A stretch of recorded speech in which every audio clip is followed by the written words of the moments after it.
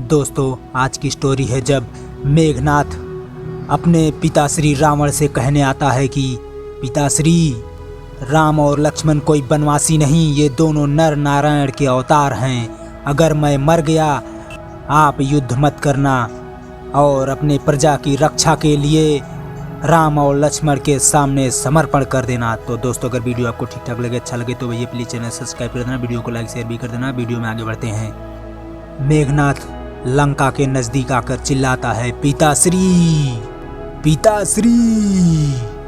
रावण कहता है, इंद्रजीत, तुम्हारे शीघ्र चले आने से हम समझ गए कि तुम्हारा यज्ञ संपूर्ण नहीं हुआ, उसमें भी कोई बाधा आ गई है।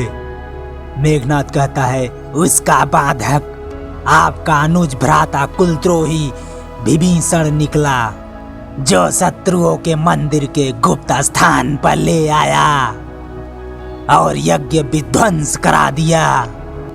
फिर रावण कहता है, विभीषण, विभीषण, फिर भी तुमने उसे नीच देशद्रोही को जीवित छोड़ दिया। मेघनाथ कहता है, पिताश्री, मैंने उसी के लिए इतने दिनों से यम अस्त्र बचा के रखा था। आज मैंने वही यम अस्त्र उस पर छोड़ दिया, परंतु लक्ष्मण ने ऐसी शक्ति चलाई जिसने मेरे शस्त्र को रास्ते में ही तेजहीन कर दिया। रावण कहता है, उसका तोड़ भी विभीषण ने ही बताया होगा। मेघनाथ कहता है, नहीं, उसका तोड़ देवताओं के सिवाय धरती पर कोई नहीं जानता। रावण कहता है, तो क्या लक्ष्मण को देवताओं ने बता दिया? मेघनाथ कहता है, नहीं, उसे बताने की कोई आवश्यकता ही नहीं। लक्ष्मण देवताओं का देवता है, लक्ष्मण नर नहीं, कोई अवतार है। रावण चिल्लाते हुए, इंद्रजीत, इंद्रजीत, यह भाषा तुम बोल रहे हो या लक्ष्मण ने कोई तुम पर सम्मोहन अस्त्र चलाकर तुम्हारी मति को भ्रम में डाल दिया है, या लक्ष्मण के बाणों से पीड़ित होकर तुम युद्ध से भाग आए हो? मेघनाथ चिल्लाते हुए, पिताश्री, क्षमा करें महाराज, परंतु मुझे कोई कायर कहे, इस बात को मैं सह नहीं सका। पिताश्री, मैं कायरतावश नहीं आया हूँ, एक पुत्र की भांति मैं अपना कर्तव्य निभाने आया हूँ। आपका कल्याण हो, इस प्रयोजन से यह कहने आया हूँ कि आप अपने आप को, आपके साथ वैभवशाली राक्षस को, लंका देश की पृथ्वी को सर्वनाश होने से बचा लें। पिताश्री, अब भी समय है। पिताश्री, आप सीता का मोह त्याग कर श्री राम के शरण में चले जाएं। वो मनुष्य नहीं है, स्वयं नारायण का अवतार है। रावण कहता है, तुम्हारी मति मारी गई है इंद्रजीत, जो इस प्रकार स्त्रियों की भांति अनर्गल प्रलाप करने लगे। यह वीरों की भाषा नहीं। तुमसे किसने कह दिया कि वो बनवासी छोकरे भगवान के अवतार हैं? मेघनाथ कहता है, मेरे अनुभव ने। आज मैंने लक्ष्मण पर उन तीनों अस्त्रों का प्रयोग किया जो अमोघ है, जिनकी शक्ति से बढ़कर तीनों लोकों में कोई अस्त्र नहीं और जिनका ना कोई तोड़ है। पहले मैंने ब्रह्मास्त्र चलाया, परंतु वो लक्ष्मण का वध करने से इनकार करके तेजहीन होकर लौट आया। लेकिन कल एक समय जब लक्ष्मण मुझ पर ब्रह्मास्त्र चलाना चाहता था, तो राम ने उसे नीति विरुद्ध कहकर रोक दिया था। आज उस ब्रह्म अस्त्र ने मुझसे भी यही कहा था कि नीति विरुद्ध है। इसके चलने से देवलोक, पाताल, पृथ्वी, तीनों लोक विनाश की ज्वाला भड़क उठेगी।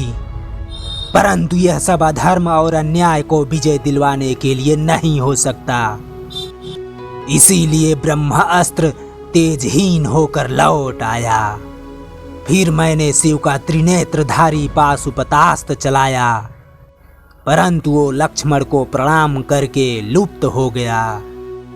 फिर मैंने भगवान नारायण का अमोघ चक्र, जो त्रिलोकी की अंतिम शक्ति है, मैंने उसे चलाया।